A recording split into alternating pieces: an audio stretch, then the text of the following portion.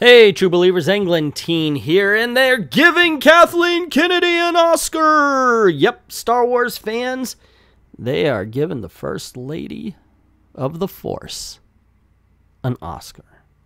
And I know that just triggered a whole bunch of people. But she made the Disney Star Wars, and they're not good. I want her to die. Yeah. Oh my gosh, it's starting to get over. Just back off the Star Wars stuff a little bit. My God damn, it really is starting to sound that way. Anyway, yeah, come on. I understand that it will trigger a lot of people to hear that they're giving her an Oscar because she made 2 movies, Force Awakens and The Last Jedi, and they think that she should die for this. Okay, the Force is female thing is just shit. And, of course, Last Jedi, while it had some good scenes, when you put all those scenes together, it made one hell of a mess of a movie. Overall, she's had a really good career. I mean, she's had a really good career. She started off with Steven Spielberg, and in 1991, she ended up starting her own production company with Frank Marshall, the Kennedy-Marshall Producing Partnership. Well, it did stuff like Sixth Sense, Curious Case of Benjamin Button, Seabiscuit, tons of film. The Bourne Identity movies, an independent film I like called The Diving Bell and The Butterfly. There's tons of movies, and we're going to go over them in just a little bit. As a matter of fact, I'm going to go over, really, Kathleen Kennedy's career because, hey, why not? It's fun, and I like movies. Thank you very much. That is true. By the way, I'm a huge movie buff, and I love watching the Oscars. One thing, though, is I never really paid attention to the Governor Awards. That's like if you ever watch the Oscars, they go, now we're going to go live, or we filmed this the other day, and they start talking about them. It's not one of the broadcast during that night Oscars. And I'm not going to act like a plastic channel that writes everything down and says, hey, I knew this all along. No, as a matter of fact, I'm reading this right off of Wikipedia because I didn't know it all along. And here it goes. The Irving J. Thalberg Memorial Award is awarded periodically by the Academy of Motion Pictures Arts and Sciences at the Governor Awards ceremonies to creative producers whose body of works reflect a consistently high quality of motion picture production. The award is named for Irving Thalberg, legendary head of production division of Metro-Goldwyn-Mayer, who's developed the company's reputation for sophisticated films. The trophy itself is a bust of Thalberg rather than the familiar Oscar statuette. However, it is still counted as an honorary Oscar.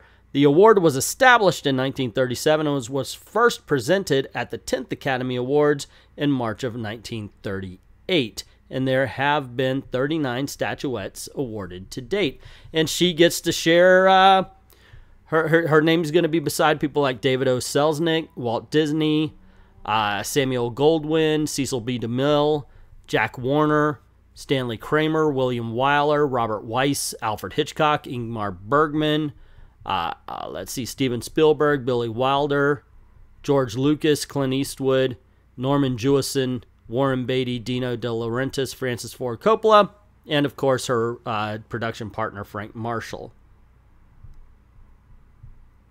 And while you may be mad at her because she did 2 movies, she did some awesome ones, starting with E.T., and by that I mean, of course, production. And even I've actually heard that this is beginning to get some sort of backlash, hate towards it. But back in the day, holy crap, it is so amazing. And I still think it holds up today. And then she moved on over to Poltergeist, which is still one of the most scary haunted house films of all time. Hands down. This one, not the remake, the original. Check this one out. Don't bother with the remake. The remake sucks. The Temple of Doom. Back when it was the Temple of Doom, before it was Indiana Jones and the Temple of Doom. Actually, I think this one always was Indiana Jones and the Temple of Doom. It was Raiders of the Lost Ark they changed. Even though it was the weakest of the trilogy, I still enjoy it. Moving on to Gremlins. One of the best Christmas horror films of all time. Definitely played for camp. And there's plot holes aplenty, but damn, this movie is a ton of fun. at least in my opinion. The Goonies, man, this came out at a time I needed. I saw this thing like 15 times in the theater when it came out. I loved this movie. I still love this film. It's definitely got a nostalgic place in my heart these days. While I disagree with my friend Robert, who on a live stream said Back to the Future is the perfect movie, it's pure perfection, and granted, okay, it could be his favorite film of all time, I still think it's a damn good film. Maybe not perfect. Color Purple, I enjoyed. Maybe I think, well, the first time I saw this, I was far too young, you know, because it was like, what, 19? I was 15. And this is definitely dealing with some adult issues. The second time I saw it, I actually enjoyed it a little bit more. One movie, though, I am embarrassed to say how much I like An American Tail. And yes, I know all the words to Somewhere Out There. It's stuck in my head. This is a thoroughly enjoyable animated film I can recommend to anyone of any age. Inner Space, I saw it while it was on Netflix again because I hadn't seen it forever. It holds up in places it doesn't hold up in others, but still it remains a fun adventure film with Martin Short and Dennis Quaid. This is one of my favorite films of all time. I'm not even going to say the title because if you don't know the title, you don't deserve to know this movie. This absolutely one of the best films I've ever seen in my entire life, and I stand by. I will fight you over that, definitely. Land Before Time, Don Bluth, man, he was on a roll, and I enjoy his movies. For the longest time, I was like, damn, Don Bluth could take on Disney with the quality he's putting out. It didn't last, but this is definitely the highlight. Back to the Future 2, weakest of the trilogy in my opinion. A lot of fun with stuff, but it started some things I really didn't care for that went throughout the movie, like the chicken thing I didn't like. And then we move on to Back to the Future 3. I actually like this one a lot. And yeah, they had the chicken thing in there as well. And I still thought, why didn't you bring Clara with her? She was supposed to die in the ravine, so you're not changing any time thing by taking her with her, but I don't know. Plot hole, but still very entertaining film. Leave your brain at the door and enjoy Arachnophobia. It gets better every time John Goodman is on screen. I saw the original Cape Fear. I saw the remake with Robert De Niro. This one's better. And this is one of those instances where Robert De Niro completely disappears into a role. I love this film, just based on that performance alone. Fievel Goes West gets a lot of bad press, and I think it's undeserved. This, while not as good as the original, this is still pure entertainment and just a lot of fun. Hook is pure childish fun. And I mean childish fun. I actually still say bang-a-rang when somebody does something cool. I'll go like, bang-a-rang, dude. Just because. Yeah, I liked it. I'm not ashamed to say so. On the other hand, I am ashamed to say I like Jurassic Park. I'm just kidding. I'm just kidding. Everybody loves Jurassic Park. I don't even have to talk about this one. I have watched Schindler's List so many times, you have to think, after a while, you're not watching it to enjoy. You're watching it to inflict something upon yourself. It is definitely not a happy film, but it is very good. The Flintstones is a guilty pleasure film in so much as even when I'm watching it, I ask myself, why do I enjoy this movie? I don't understand it. I do not understand why I like this film. Sets are good. Twister, on the other hand, I worked at the Twister attraction for about 6 years at Universal Studios. Pure fun, pure entertainment. I love this film. It is dumb as dirt. And like I said, it's fun. Just fun. Lost World is another one of those movies that I like more than others, but holy crap. It's not that I like the movie, it's like I like certain scenes. Unfortunately, the gymnastics is not one of those scenes. The Sixth Sense. I like this movie. It worked on me. I did not see the ending coming. I know a lot of people, oh, I knew. Yeah, right, sure you did. Actually, I feel sorry for the people who see it nowadays because it is perpetually spoiled. I liked AI, artificial intelligence, up to a point, but I agree with a lot of people it should have ended with him at the Blue Fairy just sitting there instead of the second, more boring ending. Remember how I said I was including some of the bad movies as well? Jurassic Park 3, the less the said, the better. I saw this again. I liked it a little bit when I saw it in the theaters, but the more I watch it, the worse it gets. I saw Signs in a packed theater filled with Universal Studios employees with a whole bunch of friends and loved it. And now it's ruined by a Nostalgia Critic video. Thanks, dude.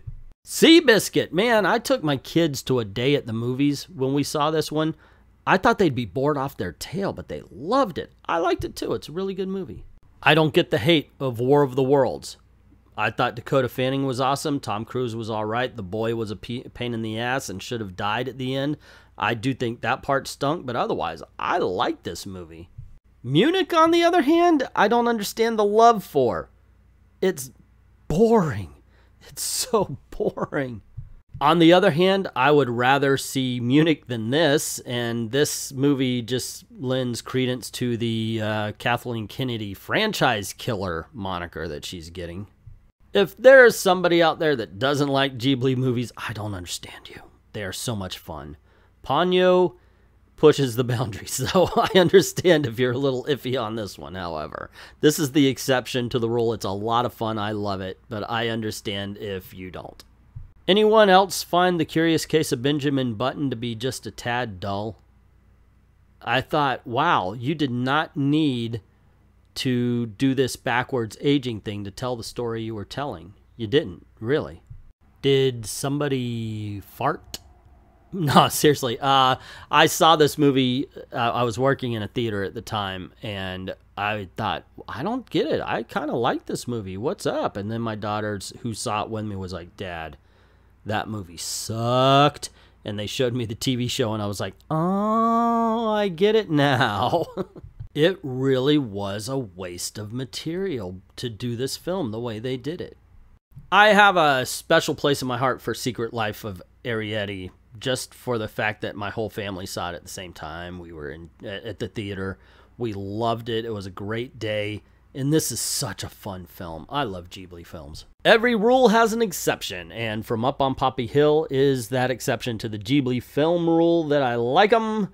Sorry, I didn't care for this. It's a film about incest, and it's a boring film that tries to be about romance, but ends up being about incest. I know I'm in the minority on this, but I thought Tintin, The Adventures of Tintin, directed by Steven Spielberg, was so much fun. And it looks so good on Blu-ray, too. I love this film. I have a great time with it. On the other hand, Lincoln is a weird movie because if you describe to me a movie, oh, it's going to be a whole bunch of old men arguing about the Constitution and whether they should help the president, that does not sound like a good film. But then when you watch it, you get a really good movie. It's basically a stage play. They could do this as a stage play, but it's still just so darn good. I like it. I had a great time at Force Awakens. I know it's got its detractors. I am not one of them. I was entertained. I had fun with it. Yeah, it's a good time. I loved the characters it set up, and I was waiting to see the next chapter. Thankfully, we got a little reprieve from the next chapter for a while in BFG, which I thought was silly and stupid. Not particularly good, but definitely silly and stupid. If you have young children, they might have liked it. They would have liked it a lot better than, the one that killed it all, right, kids? The one that has people complaining to this day, almost a year after its release. And yeah, it's kind of getting old, gang. It really is. This Last Jedi sucked. Oh, hush. Solo, a Star Wars story. The film that turned Han Solo from an excellent pilot to Han Solo that has a ship with a best navigational system in the world, which also kind of explains why Rey could fly it so well first time in. It's a decent adventure story. It's fun. It's entertaining. It doesn't have to be Solo, though. There's no... you could take away the markings, and this would have been a better adventure. As a Star Wars story, it's okay at best. But those are my opinions of not all of her films, but the ones I felt were worthy enough to talk about. I'm sure that some people are like, hey, wait a second, what about Batteries Not Included or something like that? And everybody's got their favorite. So let me know what your favorite and what your least favorite films of Kathleen Kennedy's were in the comments section.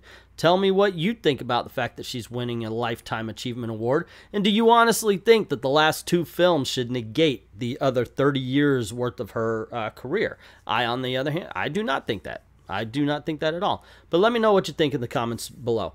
Also, if you like this video, you want to see more, click like, share, subscribe, and don't forget to hit that notification bell. Cool things happen around these parts, and I don't want you to miss anything. Cool things. Also, this is the way I'm trying to make a living, so if you don't mind helping out the channel, go on over to Patreon, drop $1 in the till. It's less than the price of a candy bar a month, and you can help us make videos for you. I'd like to thank everybody who's already done that, and to everyone, all of the true believers, thank you very, very much for watching.